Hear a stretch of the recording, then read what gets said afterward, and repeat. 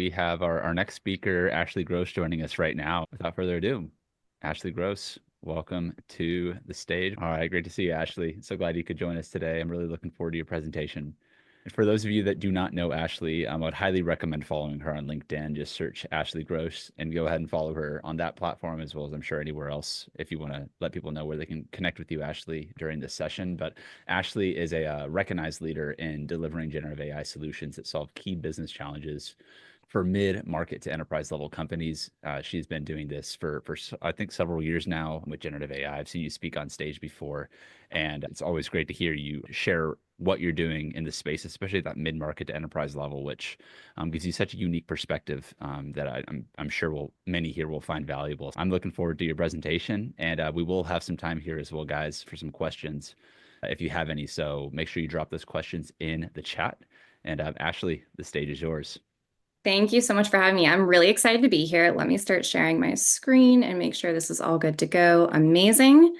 Okay, perfect. Thank you for that very warm introduction. Yes, it is Ashley Gross. I know a lot of people see my name and they try to make it sound really beautiful and say Gross or Grosse. It's just Gross. It's my married last name. I was trying to go for Smith because my maiden last name is very long. I got a Gross. It's fine because it's simple and I can still order pizza without having to spell it. So we are all happy. But please connect with me on LinkedIn. That is the best place to find me. My run for today is to go through a little bit about me. Darby was kind enough to give me a really great intro, but I just want to set the stage and make myself a little bit more relatable, I feel.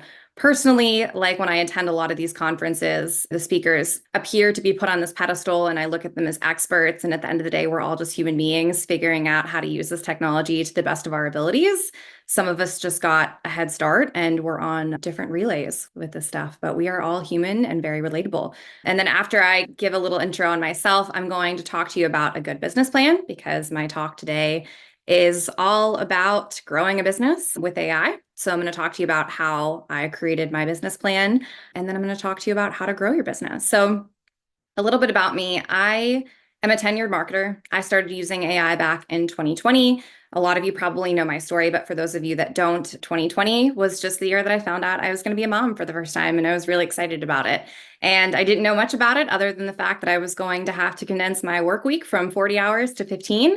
And I didn't have any technology that was in my tech stack that was able to do that at the time. So I started dabbling in generative AI, specifically Jasper AI, and I was able to condense my work week, which was amazing, which then really got me thinking, okay, how can I take this wonderful technology that is giving me more strategic thinking time, if you will, back in my day and automating a lot of the busy work? How can I shift from that perspective and how I've been using generative AI to my lens as a marketer and solving real business problems that exist in every single organization? So fast forward to 2022, I was working at an enterprise as a marketer, and the CMO came to me and said, hey, we really want you to try to roll out AI to a marketing org of over 100. And ChatGPT did not yet exist. So ChatGPT became blatantly known in the public around March of 2022. This was in January of 2022. So all that to say, I didn't actually know what the ROI for AI was, but my perspective was I wanted to figure out what people hated doing. What did they hate doing that they had to do every single day for their jobs? And let's automate that. Because my thinking was, I didn't know how to measure the success of AI yet, but if they enjoyed their jobs more, I knew that the brand would do better. And if the brand was doing better, I knew that customer churn would be reduced and all these wonderful domino effects that happen when you actually put your employees first. So long story short, 3 months into implementing AI solutions into that marketing org in 2022, we overachieved our pipeline, which was 90 million for the whole entire year, and we hit 115 million. So then I was like, okay, this is bananas. I actually have an ROI. Even better, I have an ROI tied to revenue, which is a language that everybody speaks. And I decided from then and there, I wasn't going to do anything else except for continue to teach businesses how to solve problems that exist in their organization using generative AI and other AI tools and modalities. So since then, I have built a business, and I built that business using an AI first mentality. So I had a business up and running, all the legal mumbo jumbo squared away within 10 days, which was really cool. And So now I am bringing this to you as a blueprint on how I actually did this because I know it works. So I'm way more confident talking about this. And to start with, I want to mention this. I teach a course on how to build a business using AI because I do feel it's important to have this AI enabled mindset of just something as simple as looking at, okay, every organization has processes. And even when you're a business owner, you have even more processes that you have to go through. If you have to go through something more than twice, there's probably an automation and or AI tool that can automate that mundane busy work for you. I taught this course, and naturally, every time I'm consuming anything and any piece of information or teaching any information, my first thought is always, can I make this into a GPT? And so the answer was yes. And so I really wanted to start today talking about how to build a good business plan because in order to grow your business, you need to make sure that the business plan is actually solid. And a lot of folks don't have a lot of resources that help them take all of this information that lives online on many different channels and put it in a way that is digestible and applicable to themselves. So I did it for you. And I want to preface by saying at the end of this session, I will share my whole entire slide deck that has every single tool, including this GPT, hyperlinked into it. So don't worry, you will get access to it. But essentially, the foundational pieces of building a good business plan are one, making sure that you have a good business idea and validating that idea and being passionate about that idea. Because when you start a business, you are going to be potentially shocked at how much time you spend working, because I think that's an idea that a lot of us have is I'm going to work for myself because I want to control my schedule. And you very much do control your schedule, except for the fact that you're just really busy all of the time regardless. But having an idea that you're really passionate about and excited about every single day, and it gets you up in the morning when you're tired is important. And building off of that and mapping out what does the marketing plan need to look like? What does the sales plan need to look like?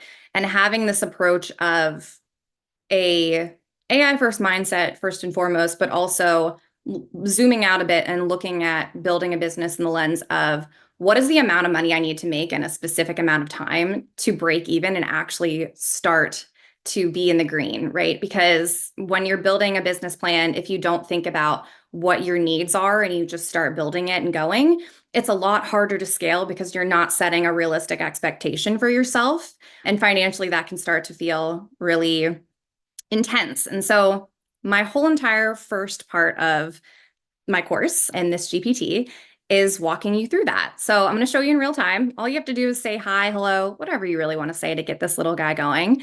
But he always starts with a motivational quote because when you're a business owner, you need lots of motivation. And so you get a little quote and it says, welcome to your business building journey. What area can I help you with today? Here are some areas I can guide you through.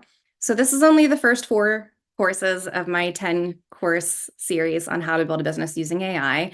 But this is arguably the most important part because it takes you from identifying, validating, and structuring a business idea all the way to actually creating a business plan with SMART goals. So if all you do and all you take away from the session is you can go utilize this GPT to help you build out a business or even refine a business plan, then hopefully that is it. Because all of the students that have gone through my program that have gotten halfway through the course, at the end of that 4th exercise of creating a business plan with SMART goals, you have all of the information you need to actually take that business plan, take your financial planning and your organizational structure planning and operational planning, and go pitch it to angel investors or go pitch it to your local bank for funding.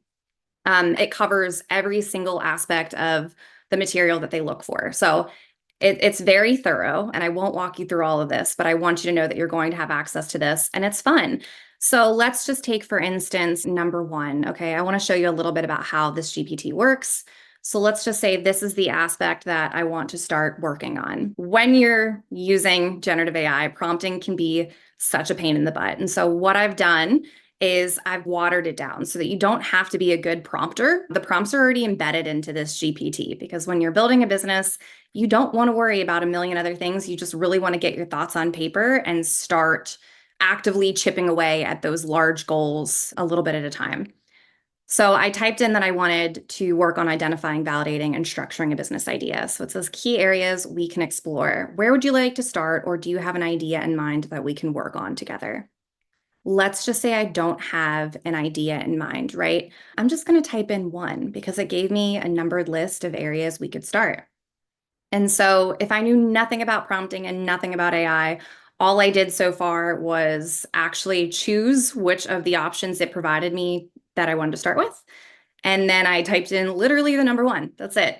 And from here, it's going to walk me through identifying a pain point, addressing a problem's urgency, determining the scope of the problem, researching existing solutions, defining the ideal outcome. And then it asks me questions to prompt me. I didn't mean to say the word prompt, that came so second nature, to get me to think about whether or not this business plan is valid.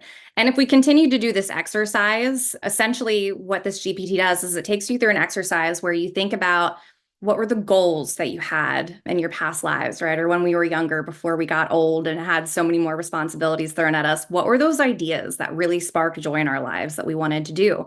And it takes us through, okay, great. These are where your passions are. What does your skill set entail from past jobs that you've had? Were you a good communicator? Were you a good problem solver? And it maps out where your passions are with where your skills are.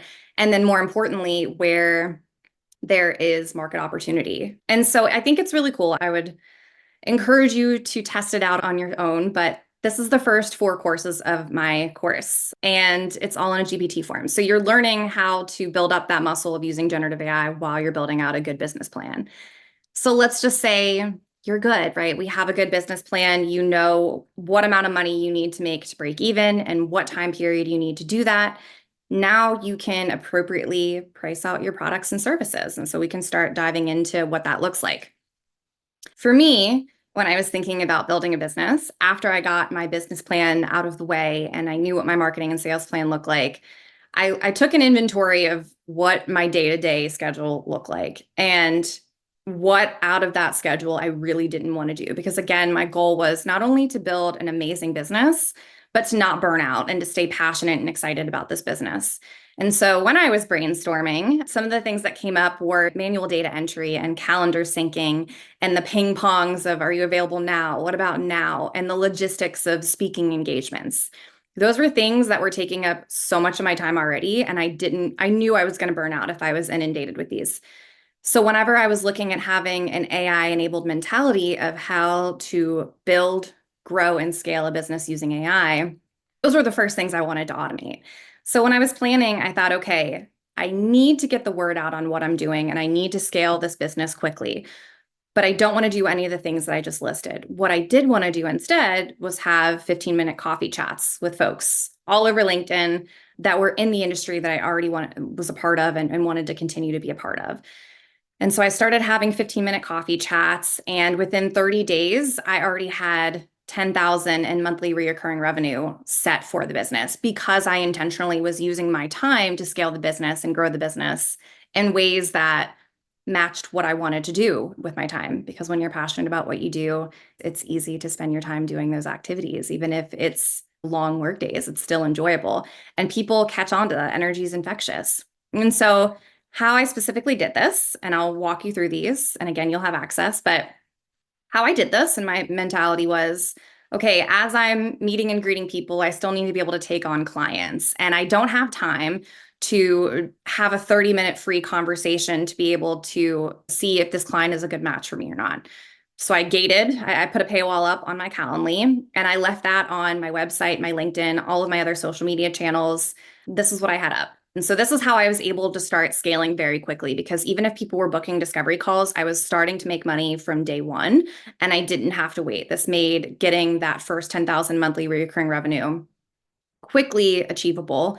But it also set a precedence of, I'm not giving out free things. I'm a thought leader in this space. I've been in this space since 2020, but there's compensation. So a lot of times when you're starting your business, the thought is, I don't want to charge, or I want to do X amount of free work. And that's great to a certain degree, but you have to make sure that the business is actually making money before you can do that.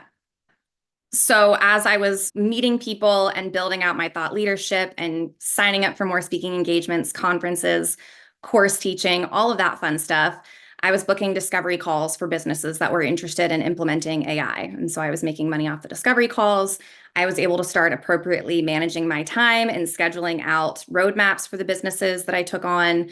I was able to do all these things at the same time, which usually involve something else that I implemented was Read AI. And I'll take you through Read AI because it is my favorite note taker, and that doesn't even do it service. But as I was booking those 15-minute coffee chats with other thought leaders, podcast hosts, anything that was free PR, because I'm scrappy. And when you're starting a business, you don't have a lot of money typically.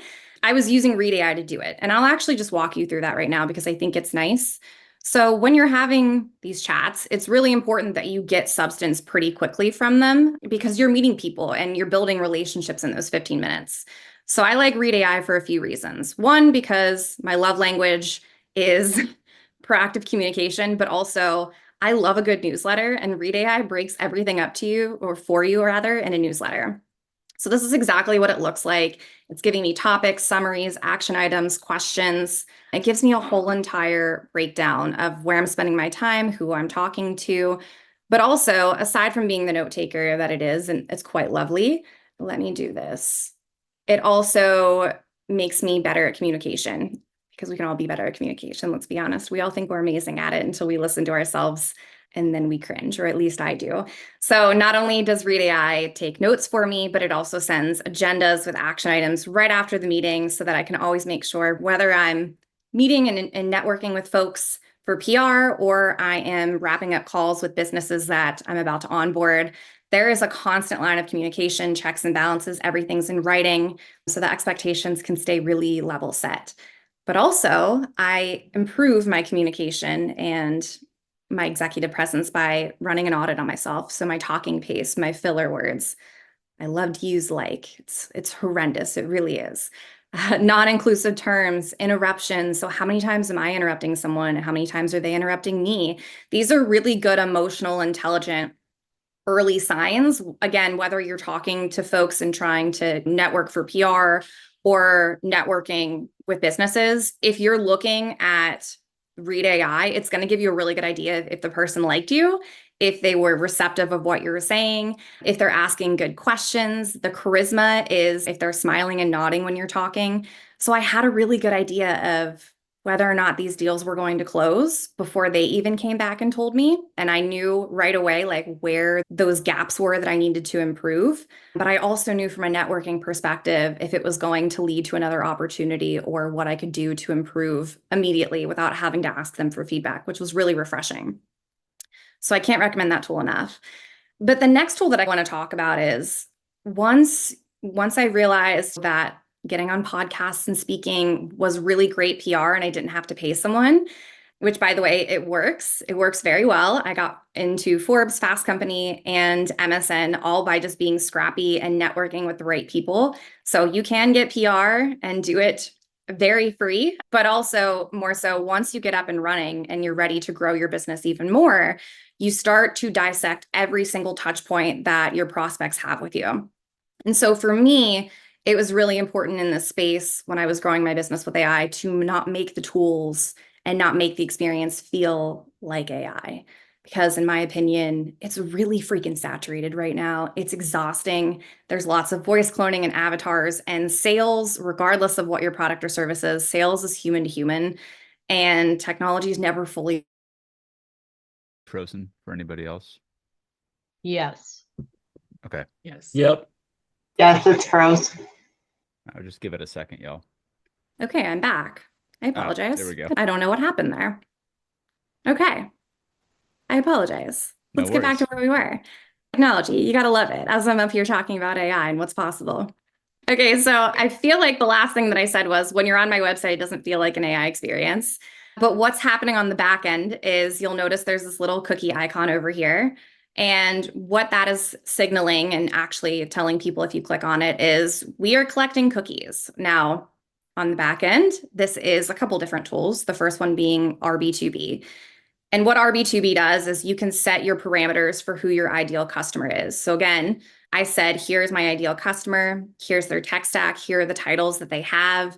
And on the back end, you never see that. But if you fit those parameters and you're visiting my website, it automatically starts this automation of AI tools. And this is really where the fun begins. And so the first intent signal that I get is RB2B. And these are two of my friends, so I feel comfortable showing you this. And this is me in my long maiden name, in case you didn't believe me.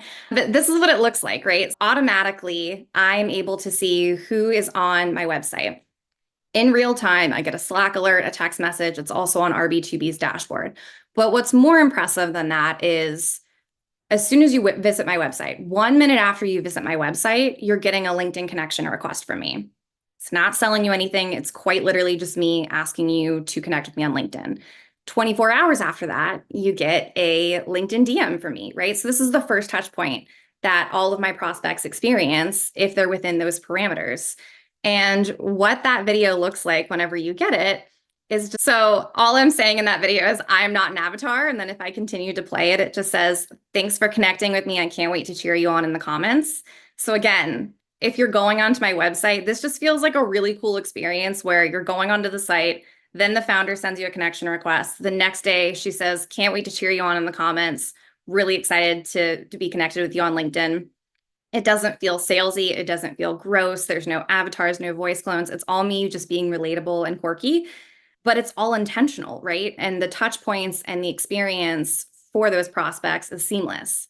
Now, after those LinkedIn DMs and LinkedIn connection requests go out, there's also a lot of other things that happen. And so as you're on my website, it's automatically collecting all of the information. So whether you are chatting with my intercom bot and asking questions, or you're downloading information, whatever you're doing, it's collecting all those data points. And it's sending all of that through this automation back to my HubSpot. Again, I'm not sending you automated or AI generated outreach sequences. I'm just collecting information because I know that once you do form fill, once you do book a discovery call with me, whatever you're interested in, once you signal to me that you're interested, I do not want to come into your world and for my first live interaction with you to say, hey, you're a CMO, you care about digital transformation, and I'm a consultant, I can help you. It's horrible, right? I just want to know exactly what, from the first time you learned about me and my company to what actually made you convert, what that looks like, so that when you are ready to book with me, there is so much information that I can actually cater enough time and relatability and personalization to meet you where you're at and keep you interested. And I will say all of these tools on their own give me around a 70 to 80% conversion, but using them all together in an automation like Make is giving me a 99.2% conversion, which is wild. So all that to say, I just wanted to walk you through what growing a business in this AI realm looks like to me and means to me, because it's very big on not replacing humans with technology, not eroding trust and sending out AI generated responses, and not making you feel like here's a pop-up, here's another pop-up, here's this horrible user experience that screams AI at you. It's all about just making sure you feel like everything of mine on my website and everything on social media is, one, unified for brand and brand reputation and maintaining consistency, but also two, it should feel like the most relatable experience ever. And everything that you're seeing is just magically what you want to see and hear, because that's what this technology is actually supposed to be used for. It's supposed to create better experiences for everybody. And in my opinion, I hear this a lot and I get asked this a lot. Am I going to get left behind if I don't use AI? And my answer is you won't get left behind, but your business will. Because if your business can be in all the different places all at the same time that your competitors are, and that's the experience that it can give them, that's what they're going to expect out of you. We live in a very instant gratification time where you can get everything all at once, all the time. And that's really where you're going to lose steam if you're not there. Like I promised, I'm going to drop this in the comments. I'm going to leave time now for some questions, but I will give you access to that GPT. You will get access to my newsletter and LinkedIn if you would like as well. But yeah, I just want to open that up because to me, it's really important to set the tone for what a good business looks like, because if you don't have a good business plan, it's certainly not going to scale like you want it to, and then show you in real time how I'm actually scaling this business, because it's all focused on the customer experience. And ultimately, the measurements that I want to measure, or the metrics rather that I want to measure and focus on, are not customers not churning and high intent prospects actually visiting my site and conversion rates, because everything else can be dissected and spliced and thrown into MQLs and SQLs at any point in time, but if you just focus on the customer and what their experience looks like, and then use these tools to supplement that experience for them, that's really how you grow your business in this day and age. Okay, cool. I'm gonna stop sharing. I'll drop my slide deck in the chat and I will wait for some questions to come in. Thank you so much, You're Ashley. welcome. We do have a few questions, so I'm going to just go Okay. ahead and make sure that you're pinned as well. We get to all these questions. We got about 30 minutes. We got a question. Do you have a very specific description of your ICP or more general parameters? Also, how long did it take you to narrow that down? Yes, I have two very specific ICPs. I think I can answer two questions at the same time. It didn't take me long to nail down because at a certain extent you're experimenting and what works this quarter might not necessarily work next quarter. So whenever I was conducting research, a lot of it was heavily involved with using AI to automate the competitor research, the market research, the geographical locations. And even when I had a landing page up and running and all of those data points actually working, I was using Jasper to actually take my Google Analytics and all the pages on my website with my Google tag to see what geographical locations were trending, if I did this in this area, if this would change. So I would say, yes, I have very specific parameters. How long it took me to get them up and running? Probably 5 to 6 days. How many times have I iterated it since then? 3, and that was 7 months ago. But yeah, that I really just use, for me, I really use all of these tools to aggregate the data, but also get the insights from it because it tends to be data overload for the sake of data and not actionable insights. So That's great. I think a good takeaway for me with that is that you've identified what you want to work after experimenting quickly, and then you're running with it. And that's obviously yes, leading to more and more success, which leading back to what you were doing with Read AI, I think is a really great use case that most people probably aren't even thinking about using these tools to analyze like how a potential client's even reacting to your responses. They don't know that you're analyzing their body movements and their gestures and their head nods, but that's like setting you up to know how to follow up with them afterwards. I think that's brilliant. yes, it's all about relationship building. Yep. Question about a make.com versus Cassidy or other integrations or workflows. Do you have any takes on that specifically? I like Make because it's the best for what I'm trying to do right now. I will say I've been using Coda a good bit. For me, from 2020 to now, I've vetted over 167 AI tools. So it's less about adding new tools or trying new tools. For me, I know my tech stack pretty well, and I like to know every single aspect and functionality of the tools that are in that tech stack so that I can make sure, one, I'm paying for the full thing, so I better know how to use every single aspect of it, but also two, from an onboarding perspective, everybody that works for me knows how to use these tools as well so that my time isn't being spent trying to cater to everybody's idea of what they want for automation tools. If I know it really well and I'm confident, I can onboard people faster. I can get back to work faster. And I also, more importantly, when these tools break, I know where to go to fix them because they break a lot. These are beta tools. They're only going to get better, but they suck right now. And so with Make specifically, I have an AI agent that I created that tries to purposely break all of my Make automations twice a month.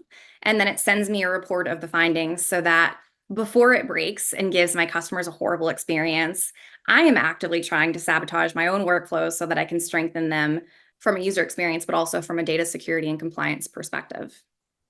Yeah, that's great. That makes a lot of sense. It tails into another question here about what HubSpot tier are you on? HubSpot can do a lot of things. So is there a tier that you started on that you're working on now with them? And like why HubSpot did you land with them? Yeah, I'm on the free version of HubSpot. So I think that answers both questions at the same time. I have been a power HubSpot user just being in the marketing world for a long time. I have very strong feelings about Marketo and the other ones. I hate them. So it wasn't necessarily that HubSpot was like amazing. It was just I hated all the rest of them. And if it's free and it's not broke, don't fix it. I like to use the tools that I have. And I like that mentality for all the tools. Read AI, I was using the free version for quite literally a year and a half before I paid for the enterprise version, which I believe is $30. These tools are so expensive. So I like to use the free versions for as long as possible until I quite literally run out of room and need to pay for the add-ons because there's usage there. On the topic of AI and automation, where's the best place that you found to find people that are supporting your business model and selling AI automation? I know there's some groups, different communities that you may be involved in. Are there any of the top 2 or 3 maybe that you found the most valuable? My answer sucks for this one. I don't like this question. No, but only because personally, I wanted to learn how to do everything myself because it was important to me that before I hired my first employee, I knew everything so I could set realistic expectations for what to expect from them. But also, I'm not great at delegating. So I wanted to know that everything was vetted appropriately, still working, made sense to use, and we were continuously iterating what our tech stack looked like and not just creating more tools to learn and onboard ourselves to. So I don't have any good recommendations for this. I apologize, but I will say I'm subscribed to Make's newsletter and they do a bunch of courses and tutorials. So I would say once you find a tool with a good user experience that you like, then try to sign up for whatever resources they provide. I think that's a solid answer. Not sure where one of these questions, if you can provide more context about that. Right here, we got a few more questions. Just want to make sure we can get to everybody here. Well, we've got you. We got about 20, 25 more minutes left. I already have someone purchasing Read AI. Thanks for the recommendation. Let me see. Any other questions specifically, guys, for what was the name of the newsletter again? Was that make.com that you were subscribed to? Yes, make.com. I'm curious, any other tips that you have in terms of like preemptively like working with clients to prevent retention or prevent churn more specifically? So like retention focused like tips that you find to proactively provide a great experience. You already mentioned finding automations, breaking points before they break. Any other things that you're doing to elevate the client experience with these tools? Yes. So I always like to think about what my manual workflow or process is. And so for me, whenever I'm setting boundaries and expectations with clients, I don't want to take on everybody. And I know that's a little bit maybe contradictive of what others might say. So I want to emphasize I'm not an expert and you should absolutely do your own research, but I don't want to say that I am going to take on everyone and everything for the sake of money, because at the end of the day, I need to have a certain criteria that I hold myself to. So I am very specific about the types of clients I want to take on. And for me, the clients that I take on need to have a good internal culture, because if their senior leaders are stifling culture and they are the bottlenecks in processes and silos and communication, which a lot of companies to a certain degree have that, it doesn't matter what I come in and do with my shiny AI wand. It's going to amplify the crap that's already there. And I don't want that to happen. I say all of that because I've got 15 questions that I ask before people book a discovery call, or before I accept the discovery call, rather. And how I translate that digitally into automations is when you book a discovery call with me, one, you pay.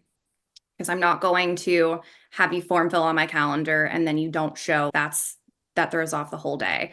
So that's the first thing that happens. And then the second thing that happens is they get 15 to 20 questions, depending on what those specific parameters are, what type of business they are, the problem they have that they want to solve AI with.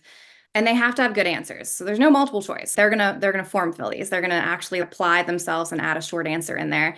And it sends them a grade. And so essentially what this looks like is it's like a little quiz. And it's like, how much business are you missing out on due to lack of AI and or automation tools? And it takes them through this because I want them to know and have that at least initial self-awareness level of, oh crap, these are the areas I need her to focus on. I don't want them to come at me and say like, we need money, right? Everyone likes to say that we need to make money. Yes, I understand you need to make money, but what is the problem? What is preventing you right now today without me from making money? Okay, let's dissect that a little bit more and build out some use cases from that. So I mimic that manual workflow in my AI tools and automations so that first barrier is a paywall. That tells me that they're committed. They're not going to waste my time. Second barrier is the questionnaire that they have to fill out in order to confirm that booking. So I set my boundaries and my roles and my expectations for what they should be seeing. And I've found that clients appreciate that because I want to make sure they're not wasting my time. They want to do the same thing. There's lots and lots of agencies already out there that, for lack of a better words, coming in and doing some things and leaving, and it's not enabling. The business doesn't understand what they did. They just know it was a temporary Band-Aid. And so the more I prioritize the relationship through these tools and prioritize getting to know them before I actually get on the phone with them, that is, in my opinion, the real reason why I don't see customer churn. And I will say all of my leads have been inbound. I haven't even fully built out an outreach sequence or an outbound sequence rather because of that. So that's my answer. I focus on the relationship. Yeah, I think it's a great approach to this, especially when there's so much noise in the space as it is. I imagine another question Yes. here. Obviously, you don't just do speaking, but you do some automation and hands-on work with your clients. Is there, obviously, you get exposure when you're speaking, you're talking on stages. When those people tend to follow through your process for intaking a client. How hands-on are you when it comes to setting up automations, or do you have a team that is helping with the execution here as well? It's all me. All you? And what that usually looks like is, for instance, my newsletter, AI Leadership with Ashley, that's on Beehive.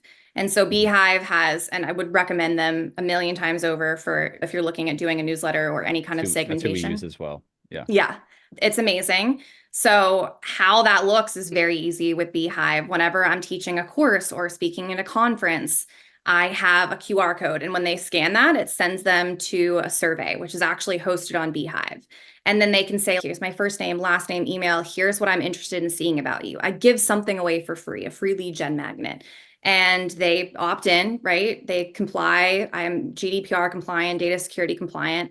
They opt in, they get the free lead gen form, and then they see me weekly with my leadership newsletter. And then at some point in that newsletter, maybe I have more resources that they like. But my point is, that's it. That's all I do is give something away for free.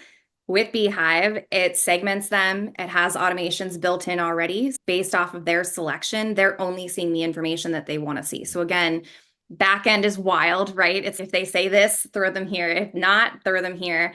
But from a user experience, they're only seeing the things that they're interested in. So they're not going to unsubscribe necessarily very easy. And they're not going to feel like I'm everywhere and bogging them down because it's all hyper relevant to where they're at. And when the people that do make it through your application process, a question about what are maybe your top three consulting services that you see right now that you're providing? Is it related to building custom GPTs? Is it prompts? Is it in training or None of it. implementation? None of that, actually. I just really enjoy all of those things that you mentioned. I like to stay a forever student. So building GPTs is something fun that I do because also it's a great way to test this technology and see how it's Mhm. evolving. So instead of going in and or like subscribing to the news and seeing like all the updates, because it's just like a fire hose of information at all times, I like to create. So that's really why I like to build out GPTs and iterate prompts because it's the easiest way to test how this technology is evolving.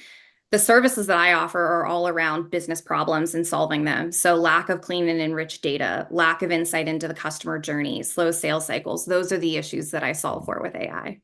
Can you talk a little bit more about where you want your business to go in 2025? Do you feel you can leverage AI even more next year? And if so, how? 100%. There's so much more I could be doing right now. It kills me because I need more time so that I can play around with this technology. But the direction that I want to go in 2025 is not just offering AI implementation frameworks and strategies and services to businesses. I also want to help consultants. So there's lots and lots of consultants, and not even AI consultants, right? Like people with very specific domain expertises, and they want to figure out how to use this technology for that specific industry or field that they're coming from. So I want to be able to enable those consultants and take on a certain amount of them to help them with their first clients and just get a couple clients under their belt so they can build up confidence, because I think there's just so much information out there right now, but not enough intentionality and care and trust behind it. And so it's this black box where things just aren't transparent and everyone's left up to their own devices to figure out how to use it. So the direction I want to go in 2025 is very much enabling businesses and aligning businesses, but also helping consultants so that they can feel more confident and just create their own space and time how they see it fit. A lot of people love their career and they just want to upskill AI so that they can get that promotion, but some of them want to create more freedom in their lives and build their own business. And so I want to help both. Yeah, that's great. And I dovetails into another question here about the content creation process that you're currently using, maybe the philosophy around it that's going to lead into reaching and having an impact in the way that you just described. Is there a balance to where you find that you're using AI in your content creation from writing posts? You're, I would say, pretty prolific on LinkedIn from how you're creating content, or maybe can you share a bit about how you're using, if any, AI and automation in that process? Sure. I don't generate content with AI as far as copy goes. Now, how I'm using AI to automate content is on Canva, I've got 15 templates for LinkedIn posts, right? I treat First of all, I hate social media. So I don't know if I'm like the best person to ask. So I am purely using my social media for business. It is not enjoyable. If I didn't have to, I would be off of it and back under my little rock of Oasis. But I treat every social media channel like its own business platform, catering to that specific audience. And so how I'm using automation on the back end is I'll have 15 templates on Canva, and depending on what the CTA is or where I want to take that audience, I will have an automation set up in Make where I can say, okay, this is what I'm doing. And my AI agent will grab that template from Canva. And then within my own custom GPT, I've got personas. So I've got a strategist persona. I have a creator persona. I have an assistant persona. And so I've started to templatize my asks when I'm using ChatGPT, for instance, because I want to not just have individual one-off conversations in the chat. I want to physically do the exercise where I say, okay, I'm creating LinkedIn content for my AI agents course that's about to come out. I obviously need the creator persona, but how can I templatize my prompts so that instead of typing this whole thing out, I can have it, I can say, this is what I want to do. And it pulls that template and I fill it out. So then I'm not generating my content. I'm more, this is not a delicate or a cool way of saying this, but this is the only thing that's coming to mind. I'm essentially word vomiting what I want. And it's saying, okay, here's the design graphic that you need for this. And here's the template for this, because sometimes I like to tell stories, and in reality, those don't perform really well on LinkedIn. So in my GPT, it says first line is a punchy line, 2 to 3 sentences summing up what you want, 1 line of a CTA. So it keeps me on track and consistent with brand, but it's not generating my content for me. It's just reformatting it in a way that I know is going to perform really well based off of data and analytics. I think that's an interesting approach for you're starting it like first with yourself, and you're using the AI to basically just help you with like refining what's coming out of your mouth and what's being said, and then figuring out the best graphics or best structure for how you can reformat that Yes. immediately. Outside of LinkedIn and maybe your newsletter, are there any other platforms that you're finding are performing like good for you right now that you're going to double down on in 2025? Yeah.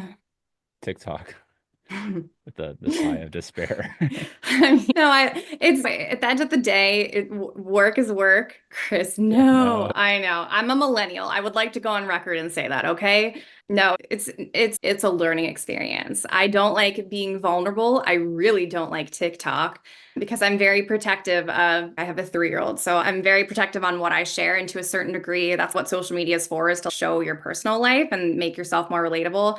So I'm navigating it. I can't say I like it yet, but I'm going to double down, and I'm going to learn to like it and figure out how to do this and enjoy it more. Is there any like activity on YouTube? I don't think I follow you on YouTube, but I feel like I've seen you post some videos on there. Yes, I do a lot of YouTube just for the long form. It kills me that the algorithms love the 90-second or less type of videos, because I feel like you're only gonna start getting to the juicy part before it cuts you off. So I actually really hate everything but YouTube, because YouTube's like my place to go on my monologue and give advice. So yes, I don't know if I'll double down because it does take double the effort since it's longer content, but I'm absolutely going to continue to nurture that channel. Any words of advice for the consultant or someone that's considering getting into consulting that isn't quite sure where to start with even getting on the same page? Of course, they can maybe look at your GPT that you shared and some of the resources that you've got, but someone that's looking to take that first step and loves AI, loves exploring with these tools, but is looking for some direction on how to start to get a little bit of traction. Yeah, I would say my advice, if you're looking at going into consulting, is just know that you're coming with a very different background, right? And so it's hard because we see all these glamorous things and social media is a lie. So you think that everybody's got it figured out and they're doing amazing and crushing it. But in reality, like, you have a certain skill set that's totally different than everyone else. And I think that's a really beautiful, cool thing. So think about where your experience is and think about where your skill set is and what you enjoy doing that's not busy work. And then think about how you can use AI or any other technology for that matter to solve problems that exist in that industry that you come from, if you enjoy being in that industry. If you don't, forget what I said and scrap that advice. But that's what I would do, because at the end of the day, it doesn't matter how good anyone is at this technology. If you understand people's workflows, you understand their business, you understand the frustration, friction points, silos of communication. Like that is a skill set that only you have. And so integrating AI into what you already know is the easiest place to start. Not only that, but when you're confident about what you're selling and what your services are doing, you're going to attract clients a lot easier. It's just the truth. It's energy matches energy. So that's my advice. And I think we can all take something away from this, in that you've used AI to not just automate all of your lead generation and just spam people with unnecessary amounts of, hey, look at this, look at that, you followed me here, and now you're everywhere, but it muddies your brand up, I think, is what, and it's what I see anyways a lot on LinkedIn. It's Yes, like all the AI comments automatically following up with stuff, and then even just some of the follow-up responses via email that are maybe using tools like the ones that you've for identifying website visitors, using it to gather the data and then use those insights to inform your own decision making that much faster. I think is a really powerful way to use this and apply it, so that you're not removing the human from the loop, but you're positioning yourself in exactly the right spot to be the most impactful with that information. And exactly. you see some comments here. This is extremely valuable. Thank you so much. Yeah, guys, go ahead and share just some. If you guys like this, let us know. Let Ashley know. I think this was a fantastic presentation, Ashley, and a lot of Thank great you. takeaways. And for those that want to connect with you, LinkedIn, any other channel, and maybe follow you on TikTok. No, please don't follow me Uh, on TikTok. I don't know what I'm doing. I don't know what I'm doing. Follow me on LinkedIn. Any other resources besides the one that you shared that I know we're going to be updating our directory after this for people in the summit, but I know you mentioned some training on AI agents for people that want to go further. Any other places that people can go and check out what else you're building? Yes, Maven. I teach my How to Build a Business Using AI in 10 Days, which is built off of the blueprint, which I just walked you through the first 4 high-level overview topics for, but there's 6 more in that. And then AI agents for go-to-market strategy. So that's definitely 2 places and 2 courses you can look for. All right. We'll be sharing those links as we have them with the replays and everything. I see we got some links being dropped inside of here as well. Mentioned something about sharing a prompt. I think we shared let me see if I have it at the Google Doc link that you shared that had maybe some of your extra resources just for those of you that had it. And if you're watching the replay on Yes. YouTube, make sure that you subscribe at scalewithAIsummit.com so you get access to all these resources and, of course, updates on future events.